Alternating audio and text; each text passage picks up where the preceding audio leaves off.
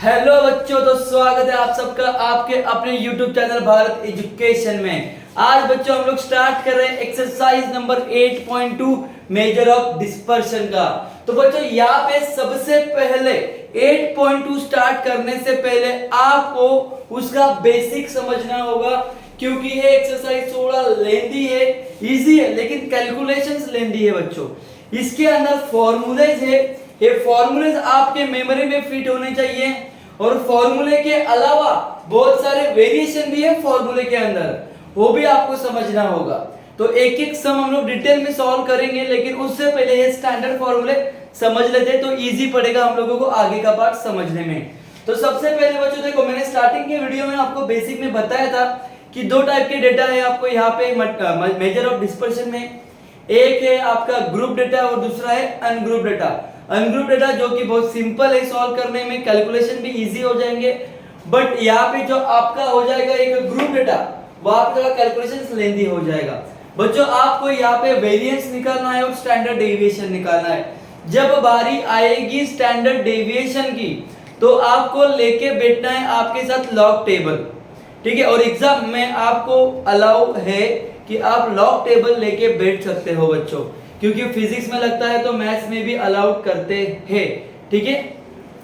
तो भाई standard deviation निकालना तो बहुत इजी है, बट भाई मेन कहानी, मेन यहाँ पे स्टोरी है वेरिएंस निकालने की। वेरिएंस निकालने में आपको समझो पूरा क्वेश्चन सॉल्व करने में 15 मिनट लग रहे, तो वेरिएंस सॉल्व करने में आपको मिनिमम 14 मिनट्स लगेंगे।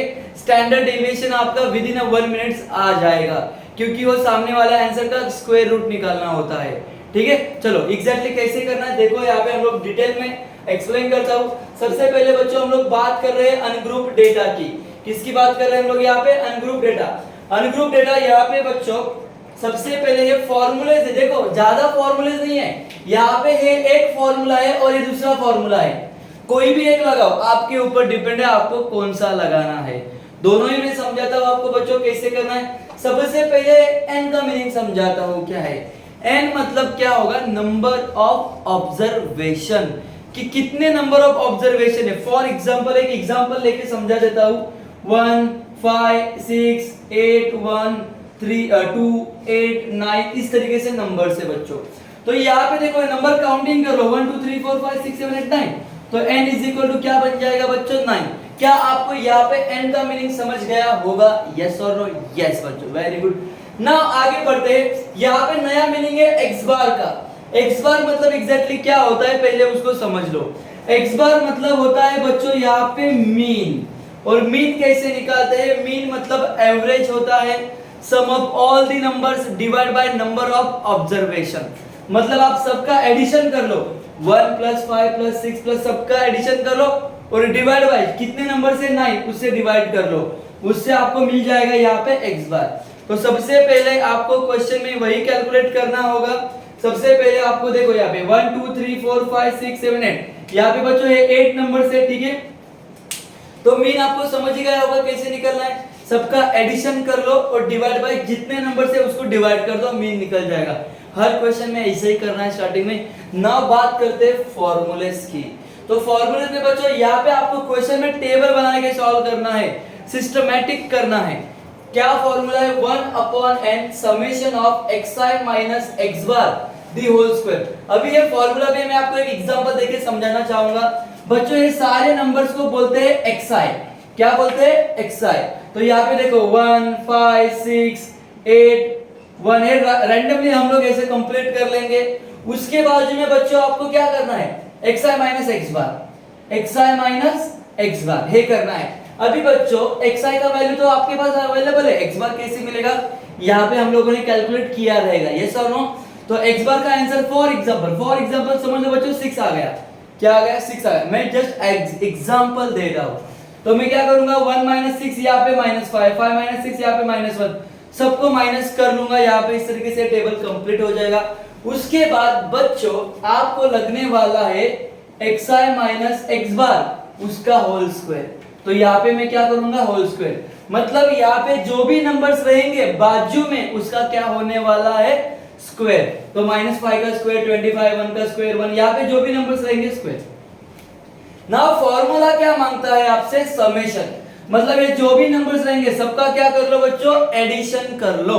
तो एडिशन जो भी आएगा यहाँ पे रख दो, इनटू यहाँ पे हो जाएगा 1 अपॉन n, n का वैल्यू जो रहेगा मतलब हो जाएगा सॉल्व। तो ये इजी है एकदम।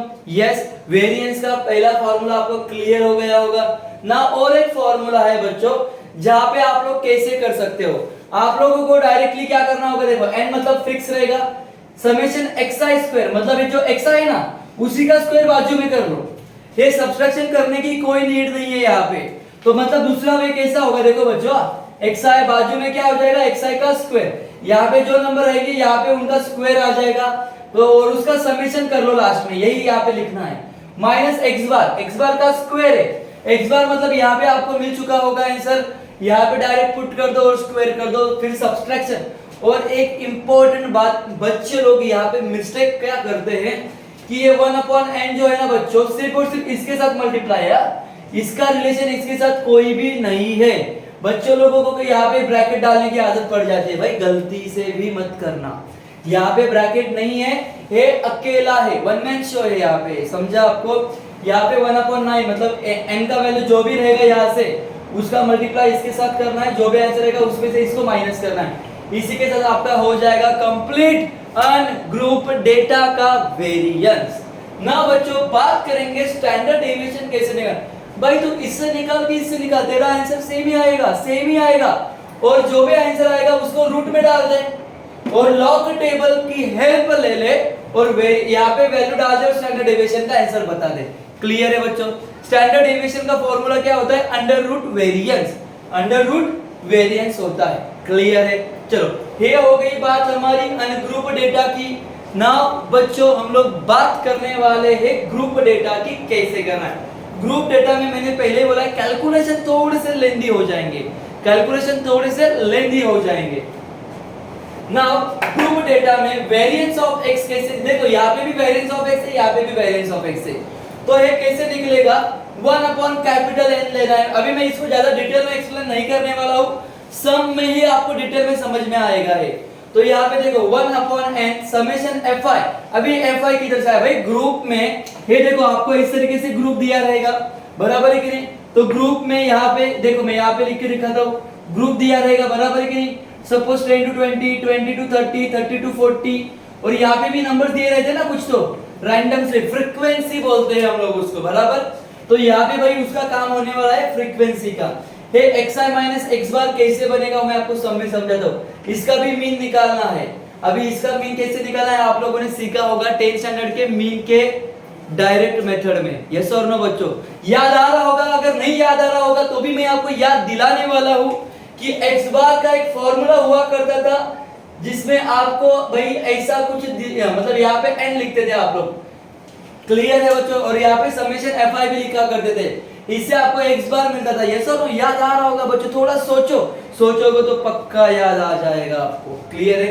चलो ये x बार इस तरीके से यहाँ पे निकालना है, और यहाँ पे x बार निकालने का सिंपल तरीका था, सबका ऐड कर लो, डिवाइड बाय कर लो नंबर। बट यहाँ पे कैसे करना होगा बच्चों, मैं वो भी एक बार समझा देता हूँ तुम लोगों को।